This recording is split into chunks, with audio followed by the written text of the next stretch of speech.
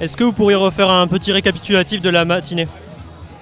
Un petit récapitulatif du rassemblement.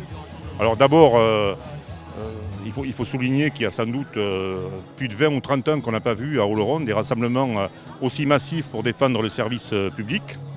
Ça montre à quel point la population d'Oloron, mais aussi des environs, y compris des autres communautés de communes, est attachée à ce service de proximité.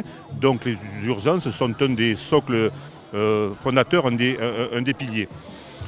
Donc tout le monde s'est succédé pour ovationner d'abord le personnel qui est à l'initiative de cette manifestation. Tout le monde a porté haut et fort l'inquiétude par rapport aux urgences vitales, dont la suppression du service des urgences pourrait multiplier les cas de mort carrément, puisque tous les dispositifs du monde ne pourront pas traiter tous les problèmes qui peuvent survenir d'une manière simultanée. Et tout le monde est d'accord pour dire que le président de la République, qui a fait campagne en affirmant sa considération pour les territoires, doit mettre maintenant ses intentions en pratique avec ses décisions. Ça ne sera pas facile. Il appartiendra sans doute aux législateurs de faire en sorte que les médecins trop peu nombreux à l'échelon du pays, trop peu nombreux, mais puissent être répartis d'une manière plus harmonieuse sur le territoire, de manière à ce qu'on s'occupe, même si ça coûte un peu plus cher, un peu mieux des territoires qui en ont un peu plus besoin, et que la santé, comme le font nos compatriotes en ce moment, se démétropolise aussi, parce qu'en ce moment, la métropolisation rampante du service public est inquiétante pour l'attractivité de nos territoires. Alors, l'action des élus, également le soutien des citoyens qu'on a vu aujourd'hui en nombre, est-ce que ça peut changer les choses et comment?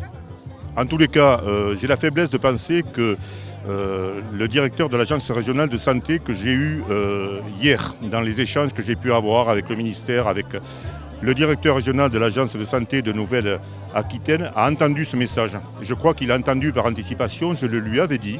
Je lui avais dit, ça va mobiliser très fort. Merci aux élus qui ont permis de diffuser, merci aux syndicats, merci aux commerces oloronnais qui ont inscrit ça dans leur bande sonore. Et je pense que ce n'est pas pour rien, j'ai la faiblesse de penser que ce n'est pas pour rien dans le fait que la bride a été un petit peu lâchée et que tout d'un coup, par magie, des remplaçants dont on me disait hier qu'ils étaient complètement hostiles à l'idée de venir pallier les congés de maladie des médecins titulaires, mais sont venus hier après-midi. Voilà. Cela dit, personne n'est dupe. C'est une solution temporaire pour 2 mois, avec quelques trous dans la raquette pour 2 mois. Il faut que cette solution devienne pérenne.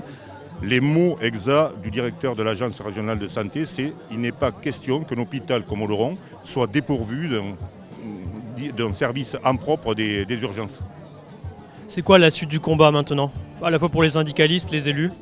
C'est de ne pas lâcher, c'est d'attendre la mise en place du prochain gouvernement, c'est d'attendre des signes forts du président de la République, du futur Premier ministre et du ministre de la Santé. Et puis ça sera un combat législatif qui sera âpre, qui sera dur, parce que pour autant qu'on va manquer de médecins pendant de nombreuses années encore, le temps que les numerus clausus, etc., fassent leur œuvre, il va bien falloir répartir ces médecins différemment, parce qu'actuellement, quand même, et ce n'est pas de leur faute, c'est le système qui le leur permet, ils se marchent un peu sur les pieds, parfois ils gagnent mal leur vie quand ils sont à Arcachon, à Nice, à Antibes, à Neuilly, et ils sont singulièrement absents quand il s'agit de la santé publique dans une ville de banlieue ou dans des territoires qui sont un peu reculés, et où pourtant il fait bon vivre, ils le reconnaissent. Un phénomène supplémentaire, c'est que les médecins maintenant, comme toute la population, revendiquent aussi d'avoir une vie personnelle, ne sont pas H24 et 7 jours sur 7, et c'est tout à fait normal, il faut anticiper.